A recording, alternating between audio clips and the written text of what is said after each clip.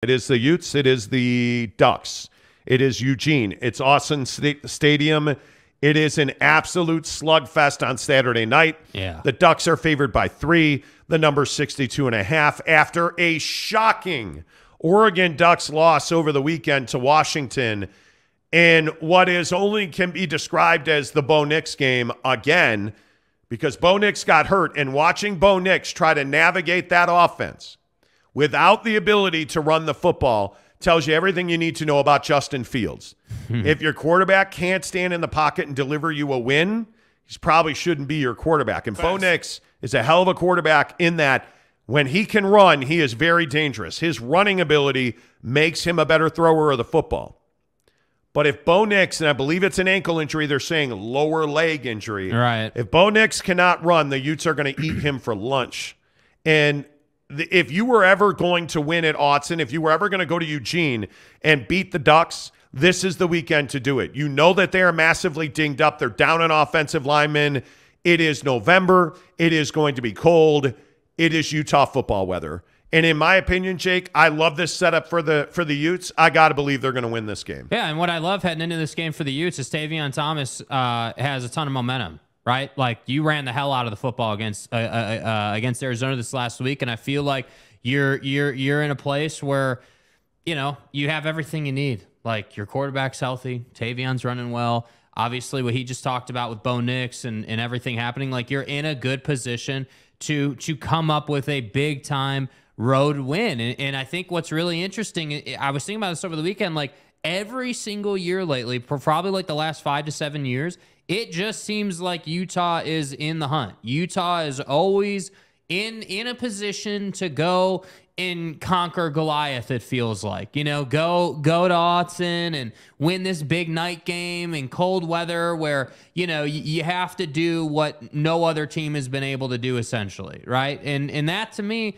is classic Kyle Whittingham. And the guy deserves a lot of credit. And I think you look at, you know, like Devon Vele as an example. Earlier this season, like week 1, right? What were the conversations we were having about Devon Vele? Hey, this guy, is he going to emerge? This guy's got to be a wide receiver 1 for you. Like, he's got to be the guy for the Utes to you know, thrive and succeed. Yes. That was before Brant Keithy was lost for the year, right? That was before any of that even happened. So now you're in a position where Vele has stepped up, it feels like. Vele has developed. Vele has turned into this option for you. So you can combine that with Dalton, with Tavion, you're in a good place. They have everything they need to go and get this job done. Well, and I think your best point there is Tavion Thomas, because when you get the numbers you got out of Tavion, 180 yards rushing, 2 touchdowns, 22 carries, he's back. And I don't care if it's against Stanford or the Girl Scouts. When he puts up those numbers and he carries your offense, he makes Cam Rising a better quarterback. He makes Devon Vele a better running back. He makes the offensive line a better offensive line. This is the Tavion Thomas we've been waiting on all season long. And with all the stuff that's happened to him in his personal life and he's dealt with off the field, all the games he's missed because of it, it feels good to have Tavion Thomas, the workhorse running back, on the field as you head to Eugene and Autzen Stadium to take on the Ducks.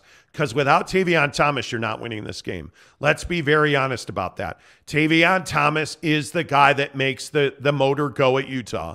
If you can get him back, if you can get him 20 carries and 100 yards, and listen, I understand Sewell in that defense is very good. I get it. It's at Autzen where they don't lose, even though we're going to talk about their loss. They don't lose at home.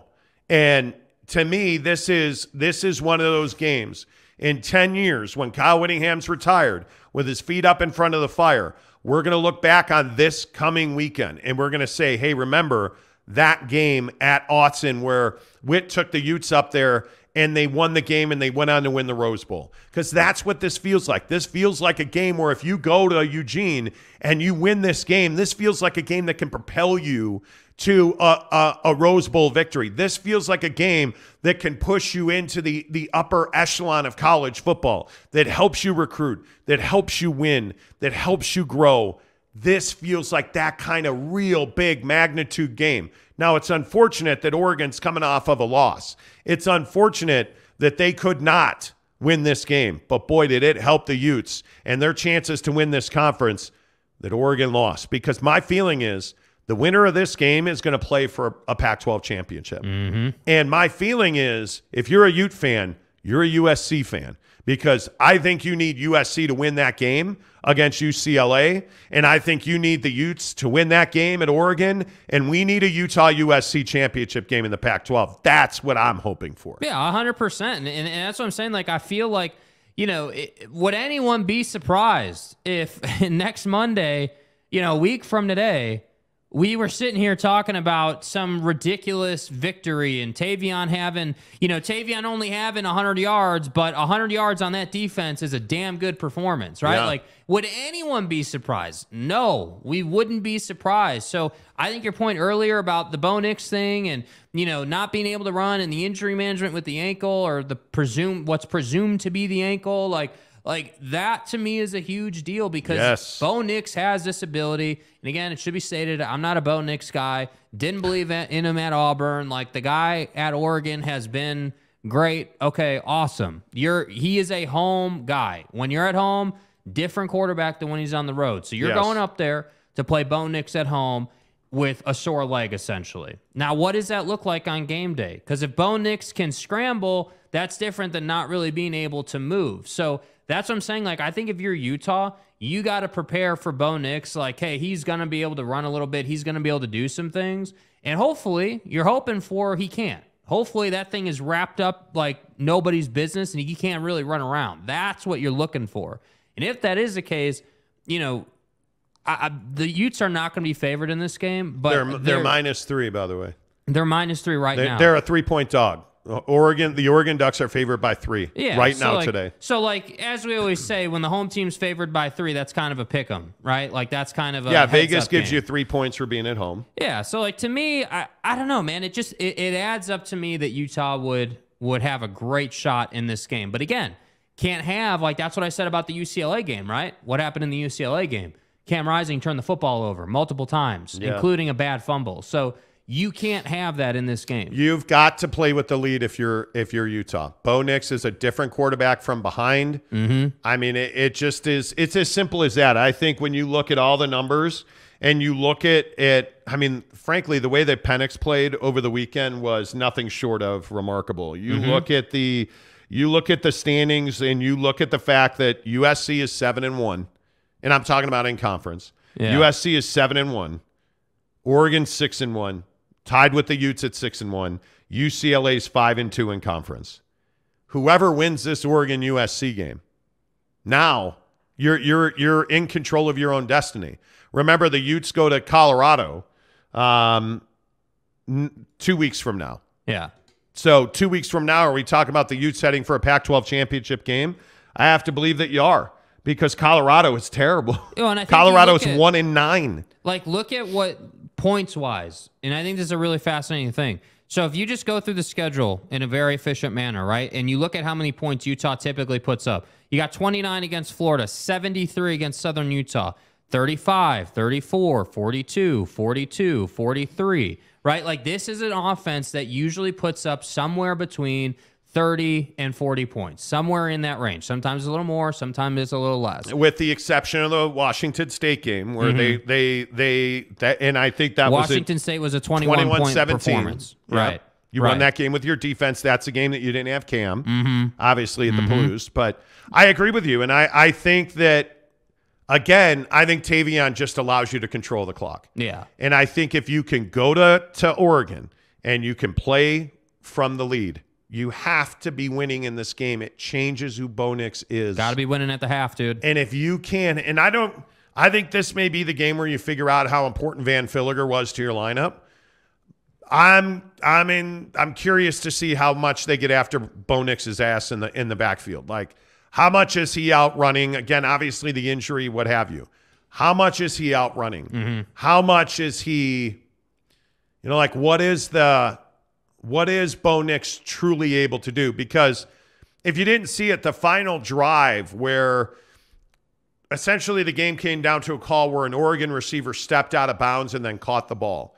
So it was illegal touching, because you cannot be, once you step out on your own, you cannot come back in and catch the ball, be the first guy to touch the ball. But Bo Nix actually delivered a throw. that was a pretty good throw, and it was a really good catch if he hadn't stepped out of bounds. So the question is, can you trust Bo Nix? And because I don't think any of us question Cam Rising. Right. When he's right, nobody questions Tavion Thomas. My biggest question is, how difficult will it be for this defense at Utah to execute down in and down out, especially in crunch time, the last 4 minutes and the first 4 minutes of the second half, and then the last 4 minutes of the first half? Because I'm a big believer in that. I'm a huge believer in that. Win the last 4 minutes of the first half, the first 4 minutes of the second half, and then win the final 4 or 5 minutes of the game. If you can do that, you are 9 out of 10 times going to win the game.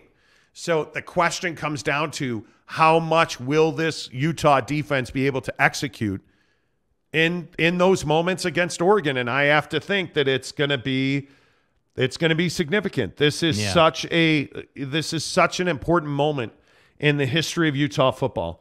And I'm not trying to be like dramatic and overplay it. And I think this is a historically important moment for the Utah Utes.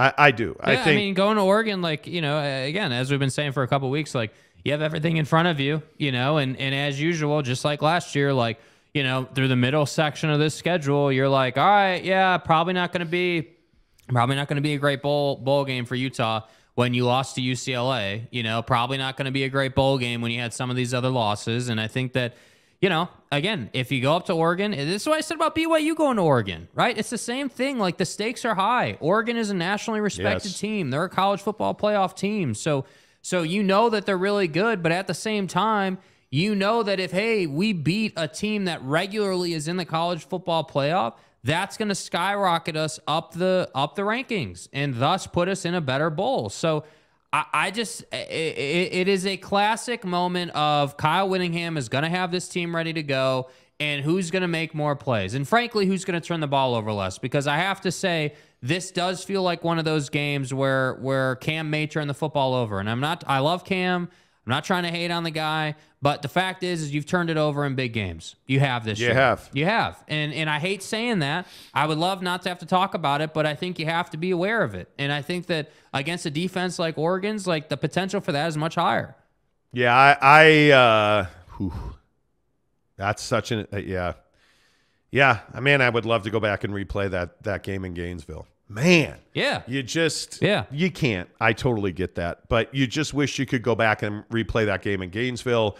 You wish you had 5 more snaps against UCLA. Like, it just, But this defense, I mean, what you're getting from Lander Barton, I know I say that every week on the show, but Lander Barton is absolutely critical. And he's playing really a big role. And, I look at some of the numbers and some of the performances. I think you're finally seeing, Diabate make a real impression consistently, showing up in big moments. I look at, just some of the guys that I think are going to be, critical to the success of this team.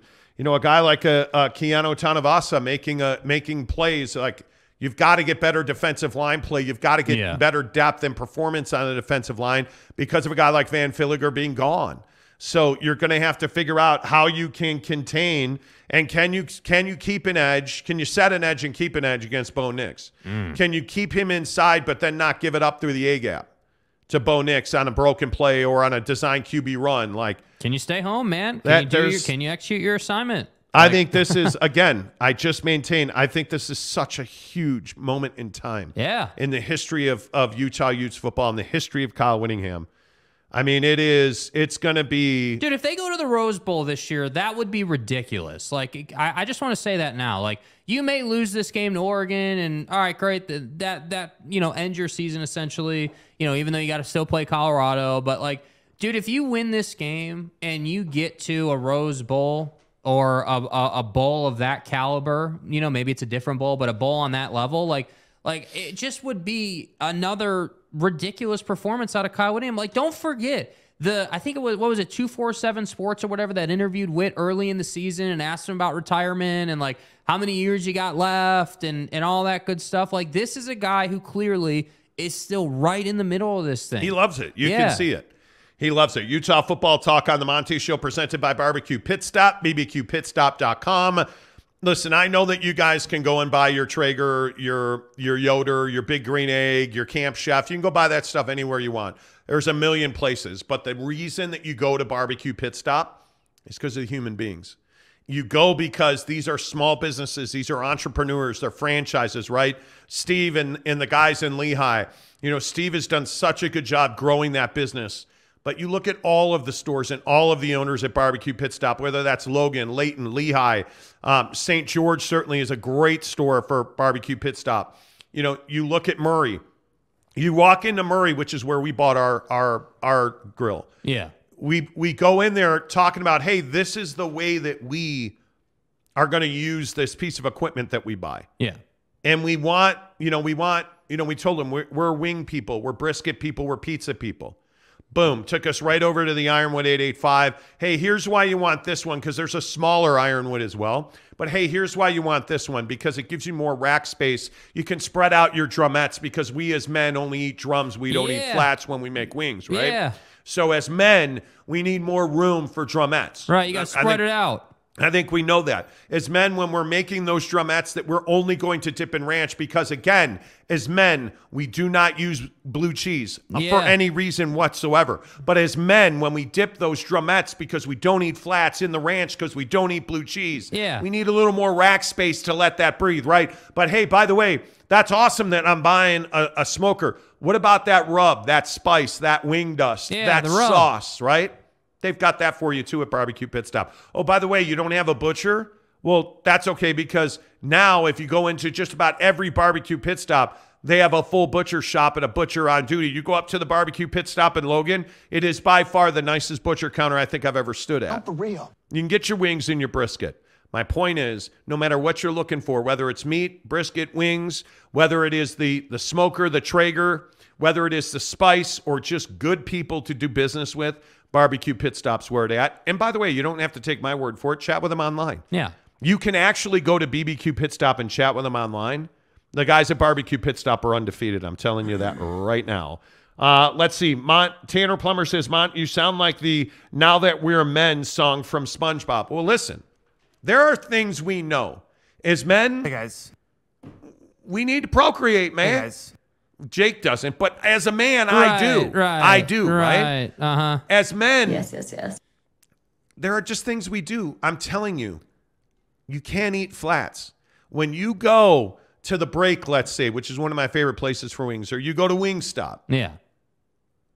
You order all drums. That's right, T. That's just what we do. Yeah. That's what we do. Right. You know, so I'm just telling you now. You go to Super Chicks, you're not getting blue cheese. You're getting the best ranch in the world. Yes. Super Chicks, I say it every day on this show, Super Chicks cuts, pure Colombian into their ranch dressing. It's cocaine, dude. It's addicting. So good, dude. It's addicting. Yes. When we're going to eat drums off of the Traeger smoker, yes, we go to Super Chicks and get ranch dressing. Yeah, because we're men. Yeah. That's what we do. Yeah. Anyway, okay, I feel good. Wow. Tom Basilius says putting ranch on wings is disgusting. Okay. Yeah. You go ahead and block button. Yeah. How do we come on. How do we block Tom Basilius, who also says, are the Germans the best fans in the world? Yes. The answer is yes. We're not talking about that. Next question. Mike Maples, Cam is leaving, Thomas is leaving, got to go while the iron is hot. Well, Facts. we say that every year. Travis Wilson left, and but Huntley this group has been left, different, dude. This group has been special with quitter quarterback going to Liberty and Cam the way stepping this up coming and together has been ridiculous. Stop, Mike. Flats are a one-bite wing and are great. Sorry, guys, dude, love them. No, dude, don't apologize. Just don't do it. I'm not afraid to die. I'm telling you right now. Listen, if you want estrogen and, hey, you want to be closer with your wife, eat flats. I mean, look, I'm all on board with that. You want testosterone, you want to lift weights, you want to have pheromones that drive the kiddies crazy. But no one's going to disrespect me. I don't know what I'm saying right now. I don't know. Do you even lift? I don't know. Connor Tulin says, Monty in the morning. Hey, that's us.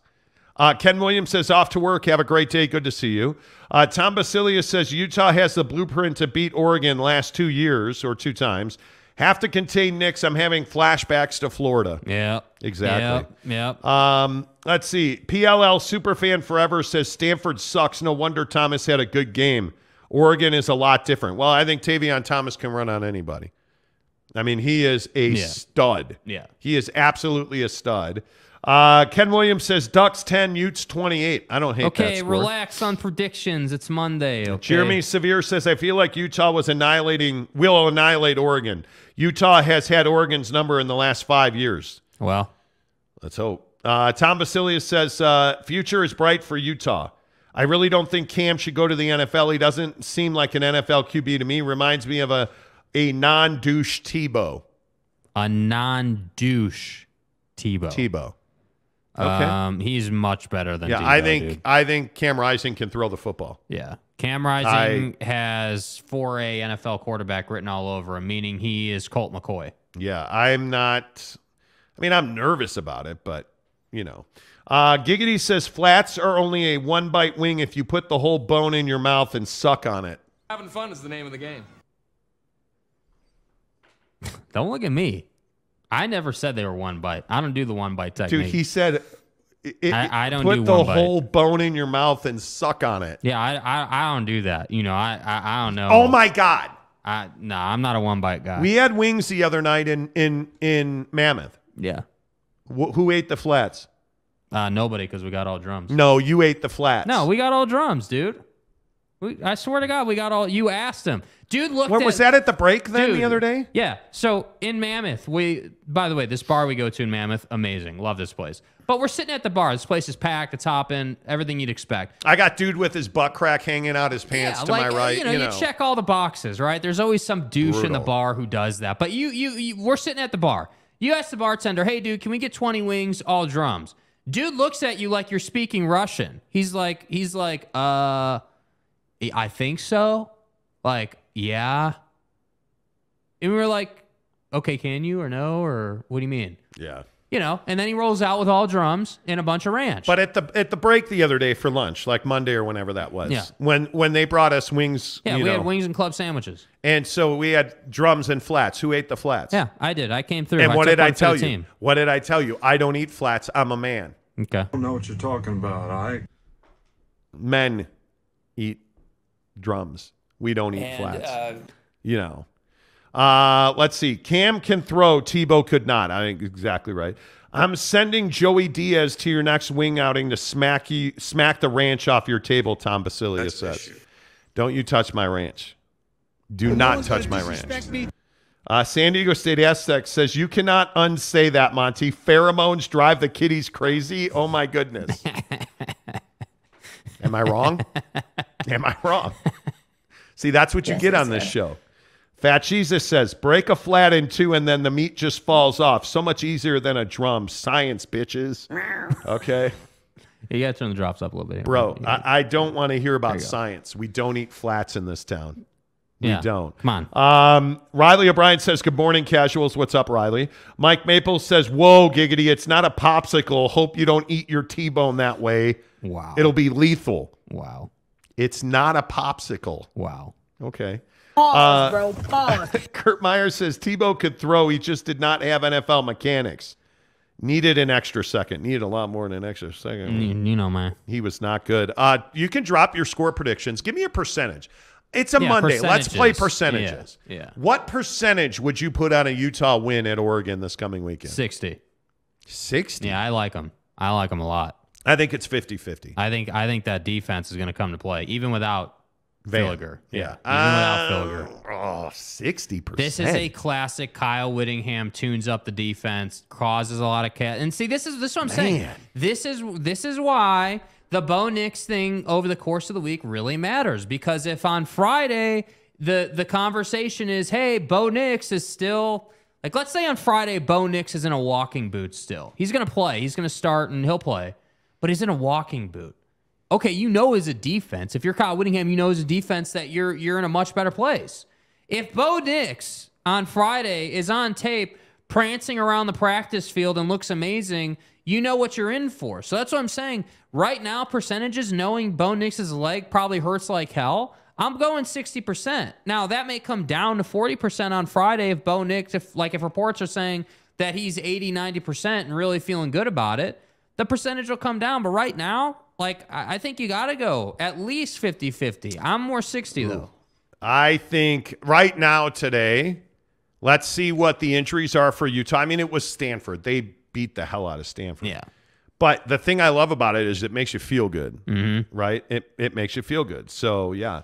Ranch with Papa Murphy's is the best. Use the promo code Morning Guys. Oh, Cam Harrison, yes. That's right, T. I'm telling you, we had really good – Mammoth was a great trip. Yes. We had really good pizza in Mammoth as well. Put ranch on it. Now, I will say – with the Papa Murphy's, the hard part about eating Papa Murphy's is it diminishes everybody else's crust. Yeah, it ruins everybody else's product. The crust, the crust at Papa Murphy's is what the win is. Yeah. I mean, now obviously, all of the ingredients, the fresh vegetables.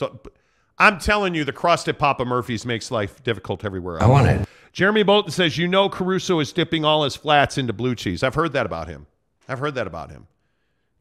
Is it uncouth to put ranch on pizza? It's not. I'm telling you. I don't think it is. It is so good. The only question about pizza and ranch is, do you dip your slice of pizza in the ranch, or do you use the pour technique where you hold the slice and you pour ranch on it?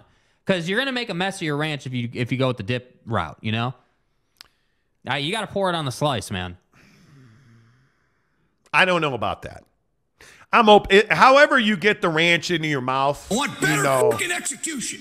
Just put it. I'm not going to say that. It's sort of a natural reflex. I'm going to stop right there. Neville says, "Hey guys, good morning. I've been going through it a little. My little baby got COVID and me missed work a couple of days. It's been hard. Damn, bro. Neville, I'm sorry to hear that, buddy. Hey, Neville, for those of you who don't know, Neville 93 is a longtime listener of the show. He just had a baby." Back in the fall. Yeah. And it's really tough, man. When your kids are sick, especially the when you have little coronavirus. ones. We know so many people that have little babies, and it's Neville, you're not alone, my guy. It's going around, bro. It is really, really tough. It is really tough when your kids get sick. Yeah. Tom Basilius says, Neville, you got this. Yes, you do. Keep your chin up. Just know that these days are short. Yeah. These days are short. Tanner says, you guys have ruined my life. Hey guys. I walked into school on Friday, and some people are like, hey, Tanner, you've been S lately. Is that like, hey, you've been crabby lately? I hate you. LOL. I was kidding. That didn't happen. Okay. Okay, good. Okay. Good. Okay, so it didn't happen. Kurt says, Tanner, own it, man. Smile and knock it out of the park. Exactly right. Hey guys. Exactly right. Ranch with pizza is perfect if you still use a juice box. Hey, listen, man. Listen, dude. Listen. If that means I'm a child, I'm about it. Oh my God. It. I love it. Tom Basilius says, crust and cheese, Jeremy. I'm in it for the quesadilla aspect. Wow.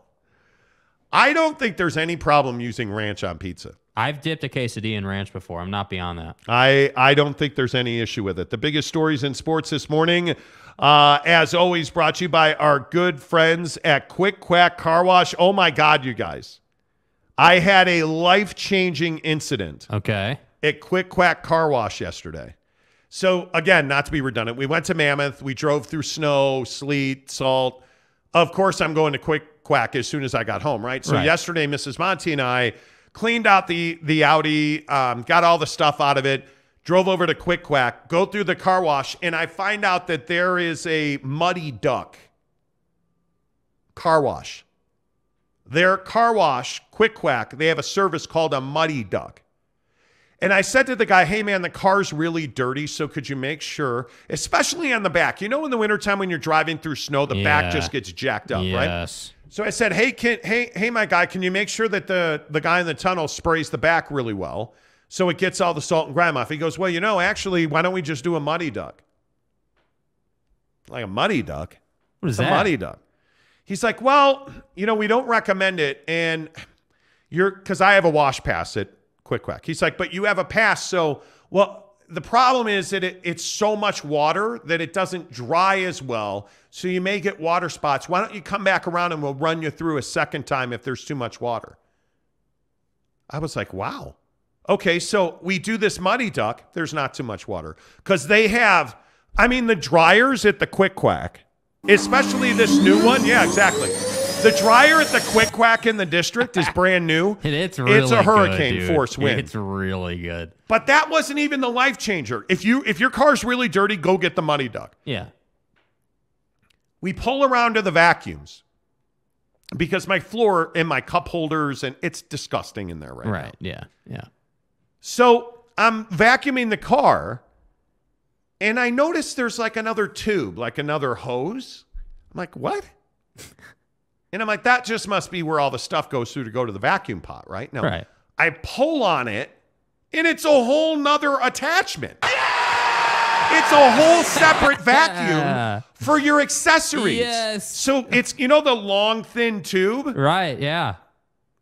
Anyway, the long, thin tube with the thin opening on the end, yeah, you can stick it in your cup holders, under your seats, down the side of your seats. It was amazing. Yeah.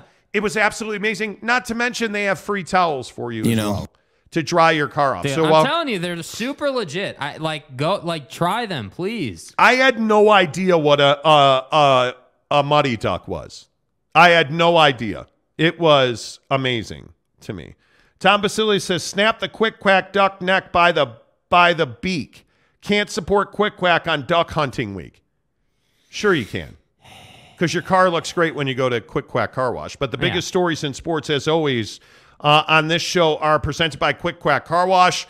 I don't think there's any doubt this morning the biggest story in sports is the Jazz losing back-to-back games. What is your level of concern about the Jazz losing back-to-back games? Because I actually am not that. I oddly am not concerned about the Jazz at all. Yeah, I mean, I'd be concerned if, you had lost each of these games by, 10, 15 points. Like, if you just weren't even in the game. But you lost last night by 7, and really that was garbage time stuff. You really lost this game by like 4. You lost this game by like a possession and a half. And so to me, I'm not that worried about it. I look at this team and I say, hey, man, like there's all kinds of stats and like a bunch of different areas where you're just not doing your job. Like it's one thing to play the system, get the wide open look from the corner, and just simply not make the shot. Okay, make or miss league. We missed. That means we lost, right? Like you can live with that. But what we're seeing out of this team right now is they're not staying committed to the system, right? So what that means is, in simple terms, is you're not moving the ball. That is the lifeblood of this team right now. When they move the ball, they get wide open looks. And you saw it in the first quarter a bunch, and then you didn't see it the rest of the game, and you saw Joel Embiid put on this virtuoso, once-in-a-lifetime, oh, my God, performance. Yeah. So that's why I say, like, I'm not worried about this team. I just think that Will Hardy needs to get these guys an off day, get them back right mentally where they're focused on making the right play versus just trying to score. And once that happens, they're going to start winning again. Yeah, I'm not concerned about it at all. I really am not. I think it's one of those things that this was inevitable. You're going to lose back-to-back games, and I think you come home and you get exactly what's ailing you, and that's the New York Knicks. Mm-hmm. So this next stretch is not going to be easy. It's Knicks Tuesday, Suns Friday, and then at Portland for the Blazers on Saturday, who are playing really well. So it'll be interesting to see what that looks like. Salty Drunk says chicken pizza with barbecue sauce. Hell yeah. The only thing you do is barbecue sauce. That's it. Like, again, I'm telling you that our guys have ruined pizza for us because now every single time we know when you go to Papa Murphy's, we tell you get barbecue sauce. So we went to a pizza joint in Mammoth and got barbecue sauce. And they were like, oh, that sounds good. It was good. Salty Drunk also says, waving my arms here. What do you mean? What do you mean? He says, Jazz have hit the inevitable wall. No, I don't think so. No. I don't think so. Tom Basile says, Jazz were fun. The daydream is over. Going to have a salty rest of the season. Nah. No, I don't think so. God, chill out, man. It's 2 games. Like, if the Brooklyn Nets lose 2 games, everyone's like, oh, they'll bounce back tomorrow. Like, give the team a chance to bounce back. Like, Washington is no pushover team. Like, they are beatable, but they're a good team, man. Yeah. Like, give this team a chance. Mike Maple says, no concern. This team making young mistakes, but they fight every game and every quarter. Totally Agreed. Fat Jesus says, any chance that Jazz just way overperformed and don't win 30 games? Man, that'd be tough. Nah, I don't think so, That'd be really dude. tough. I would say that's true if, like, they were just shooting 70% from three, and like they had these outlandish numbers, and that is why, you know, that was why they won the games. But that's just not what happened. Like, No. like you were getting, and let's not say they were manufacturing, because that's the word I want to use. They were manufacturing high percentage looks, and they were making those looks because they were uncontested rhythm shots. Like, that's what you didn't do for 3 quarters last night, and that's what you did do for 1 quarter last night, and you see the difference. Kurt Meyer says, are you guys giving tickets to Utah at Oregon? We are not. No, sir. Jeremy Severe says, what barbecue sauce would you use for a pizza? If I was making it at home, I'd use Sweet Baby Ray's, which is, I think, probably my go. I mean, I don't know. Do you have a favorite barbecue sauce? I mean, Sweet Baby Ray's is super reliable. You know exactly what you're getting, and it's really good. I can't remember it off the top of my head. I can look it up while we do the show, but there's another brand. It comes in a glass jar. I have to look it up. With the brown label? Yeah, with the brown label. Yeah. I just can't remember what that's called. Yeah, I would use whatever Papa Murphy's uses because their barbecue sauce is amazing. Yeah, and that's what I'm saying. Like, that's the other problem with Papa Murphy's. Not to get sidetracked from jazz, but like when you eat Papa Murphy's pizza, you start to realize I don't need to do like make my own pizza. Like, I just order it and then I'll pop it in the oven. Let's skip the whole dirty the kitchen and do all the dishes stuff. That's why I eat so much Papa Murphy's Like, pizza. I don't want to do the dishes. Yeah. And the flavor you get with the Papa Murphy's pizza on the Traeger smoker Incredible. is ridiculous. You know, CM says, as a Knicks fan, you're about to get the W next time out. The Knicks need a trade desperately. And I know I keep saying that, but CM, the New York Knicks need to make a trade. And I will continue to ask the question, what are the Knicks waiting for? I don't understand this team and where they are, because you're not out of it in the East. I think they're ninth. They are ninth at 6-7. But you look at that loss to the Thunder, I thought was very telling, because I just look at the minutes distribution and I don't understand what this team is doing, giving RJ Barrett 19 minutes and 4 points. Like, I understand that, listen, RJ Barrett's up and down, but are you really playing Fournier and Quickly more than you're playing RJ Barrett, who you just extended? Apparently. And look, I think the world of Quickly. But if you're going to play Fournier 20 minutes and he's not going to score a point, why are you playing him 20 minutes? Yeah. This is a coach. I don't get it. And I again say, and obviously without Mitchell Robinson, that's a big loss for them. Yes, it is. Totally understand that. But you look at the minutes distribution here, and this is why Tibbs needs to be punched in the face. I'm telling you, he's wrecking this team. They'll drop that money. And I don't believe he will coach this team next year. A year from now, Tom Thibodeau won't be the coach of this team. And I'm telling you, he's wrecking this team. Yeah. And it's frustrating. Emmanuel Quickly deserves better run. The other guy that you have to look at and you have to ask yourself is, what are we doing with Quentin Grimes? Why did you not trade this guy? Why? What is it about this dude? And I don't know why I'm so in-depth on the Knicks. I pay attention to the Knicks. I have no idea. I don't know what you're doing with this team. Not the right thing. RJ Barrett is not a star. He's just not. I'm telling you now, he's not that guy. Emmanuel Quickly needs to play more minutes. Let him have a 4-point game, because every once in a while he's going to have a 30-point game. And at some point he's going to come to the middle and be an 18-point guy. Give the guy more minutes, right? Like, listen, and I understand the Obi Toppin thing. I totally get it. I understand why Obi Toppin plays 15 minutes. Mm-hmm. But are you really telling me that your best option for backup center right now is Isaiah Hartenstein? Bro. And I like Hartenstein. I think that was a good pickup. But he can't be starting for the New York flipping Knicks. This team has a lot of assets and they have a lot of room. And if they are not aggressive at the deadline, they don't want to win. They don't, because they got blown out. Essentially blown out. They gave up 145 points to Oklahoma City. With all due respect, you scored 135 points and you lost. You lost. Come on, guy. Like you don't have the coaching. You don't have the stars. Like I No. I actually think Jalen Brunson's been worth the money.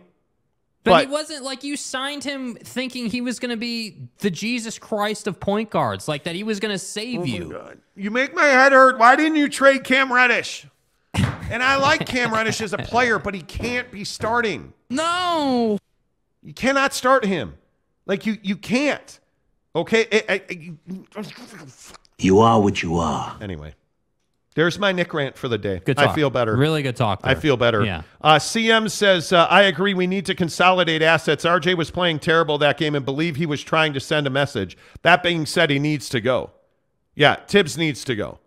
There's just no doubt about that. Yeah, Josh Giddey's incredible. He's a really good player. Yep. There's no doubt about that. Yep.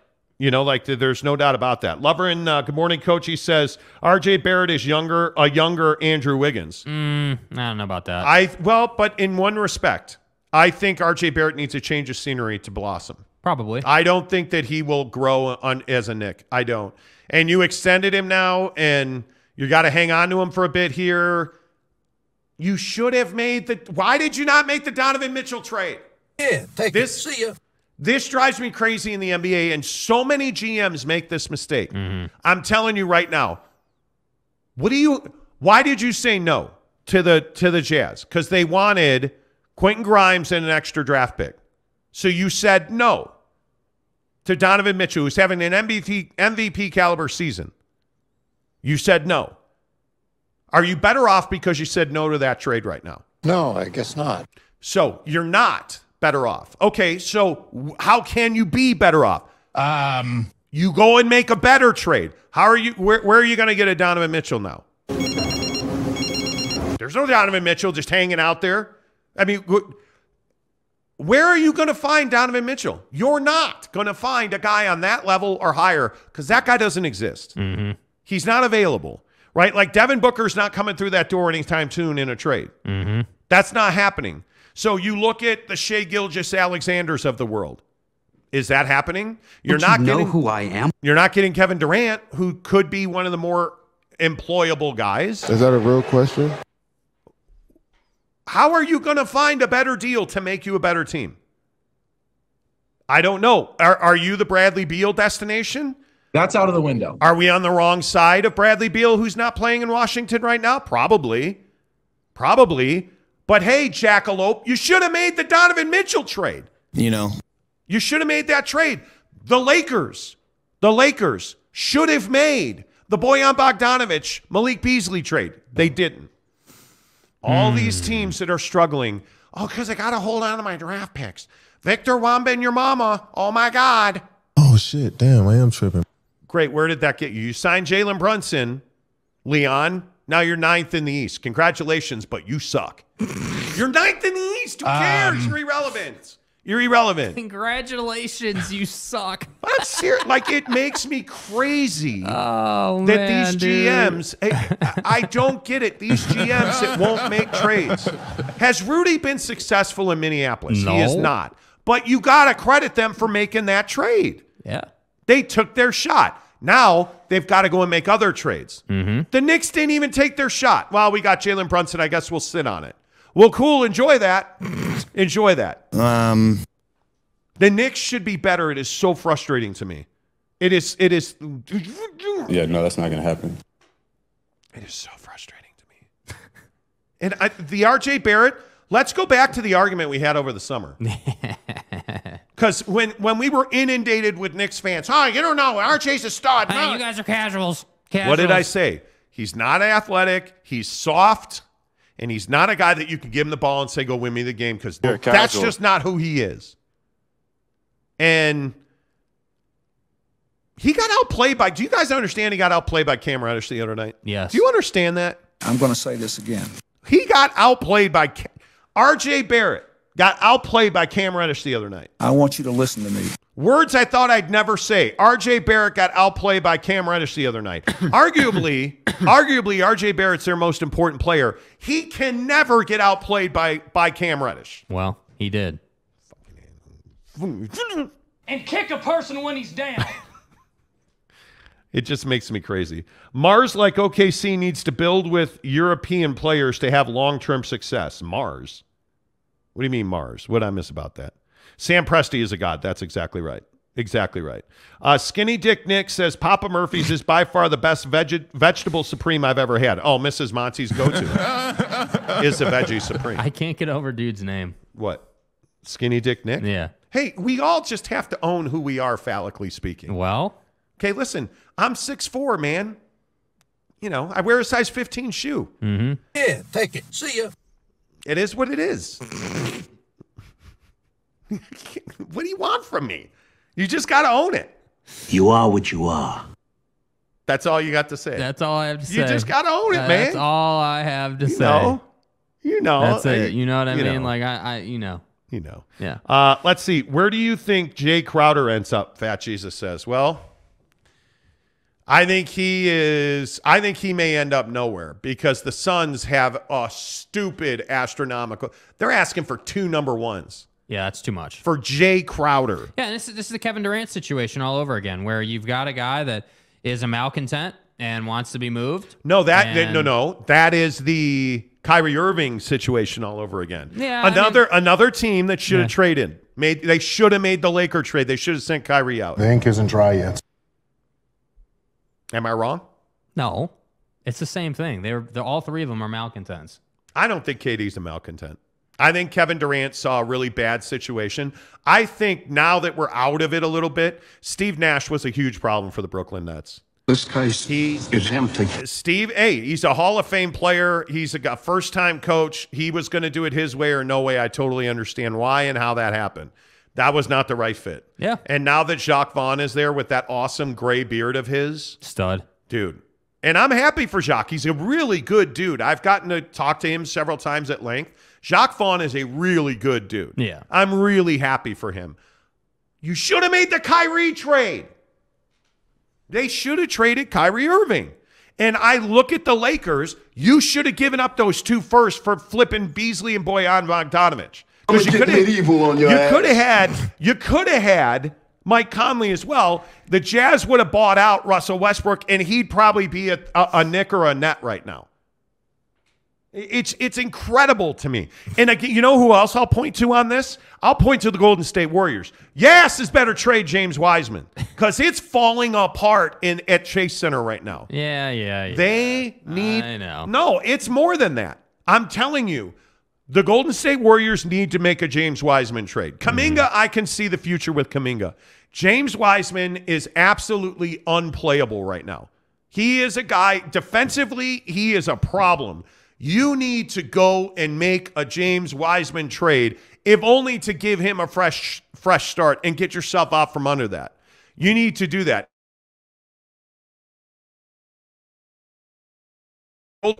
And I think this has a potential to be one of the busiest Decembers in the history of the NBA. Because I think trades are going to start going down in December. Yeah. I don't think teams are going to wait for January and February and wait right up to the deadline, February 10th, by the way. I don't think teams are going to do that. And there are so many teams in this league who should have but didn't, so they will in December. Whether that is, I think the Jazz are going to be busy. I think the Nets are going to be busy. I think the Lakers, Golden State. I think Orlando's going to make a transformative trade. Yeah. I mean, there are so many teams. Miami, did you guys hear this FTX crypto exchange thing is a big freaking deal.